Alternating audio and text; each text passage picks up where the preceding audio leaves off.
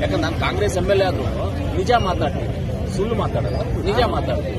ಮೊದಲೇ ಗೊತ್ತಿರೋ ವಿಚಾರನೇ central government ಅಲ್ಲಿ ಬಿಜೆಪಿ ಬರೋ ಚಾನ್ಸಸ್ ತುಂಬಾ ಇದೆ ಅಂತ ನಮಗೂ ಗೊತ್ತು, ನಾವು ತಿಳ್ಕೊಂಡಿದ್ದೀವಿ. ಆದ್ರೆ ಎಲ್ಲರ ತರ ನಾವು ಬರ್ತೀವಿ, ನಾಳೆ ಎಕ್ಸಿಟ್ ಪೋಲ್ಸ್ ಆಗುತ್ತಲ್ಲ, ಬರೋ ಚಾನ್ಸಸ್ ಬಿಜೆಪಿ ಇದೆ. ಪರವಾಗಿಲ್ಲ, ಈ ಸಲ ಬಿಜೆಪಿ ಬರಲಿ. ನೆಕ್ಸ್ಟ್ಗೆ ನಮ್ದು ಟಾರ್ಗೆಟ್, ಈ ಸಲಿಗಳ ಟಾರ್ಗೆಟ್ ನೆಕ್ಸ್ಟ್ ನಾವು ಸೆಂಟ್ರಲ್ ಗೌರ್ಮೆಂಟ್ ಅಲ್ಲಿ ನಾವು ಬರ್ತೀವಿ.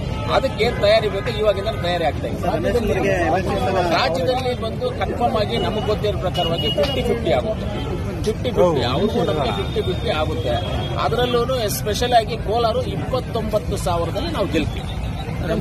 ಕನ್ಫರ್ಮ್ 29,000ದಲ್ಲಿ ನಾವು ಗೆಲ್ತೀವಿ. ಯಾಕಂದ್ರೆ ನಾನು ಕಾಂಗ್ರೆಸ್ MLA ಆದ್ರೂ ನಿಜ ಮಾತಾಡ್ತೀನಿ, ಸುಳ್ಳು ಮಾತಾಡಲ್ಲ, ನಿಜ ಮಾತಾಡ್ತೀನಿ.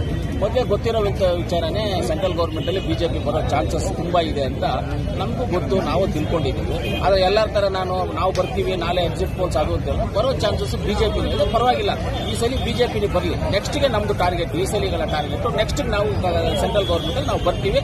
ಅದಕ್ಕೆ ಏನ್ ತಯಾರಿ ಬೇಕು ಇವಾಗಿಂದ ತಯಾರಿ ಆಗ್ತಾ ಇದೆ. ರಾಜ್ಯದಲ್ಲಿ ಬಂದು ಕನ್ಫರ್ಮ್ ಆಗಿ ನಮಗೆ ಗೊತ್ತಿರೋ ಪ್ರಕಾರವಾಗಿ 50-50 ಆಗುತ್ತೆ. 50-50 ಅವ್ರಿಗೂ ನಮಗೆ 50-50 ಆಗುತ್ತೆ. ಅದರಲ್ಲೂ ಸ್ಪೆಷಲ್ ಆಗಿ ಕೋಲಾರ 29,000ದಲ್ಲಿ ನಾವು ಗೆಲ್ತೀವಿ. ಕನ್ಫರ್ಮ್ 29,000ದಲ್ಲಿ ನಾವು ಗೆಲ್ತೀವಿ.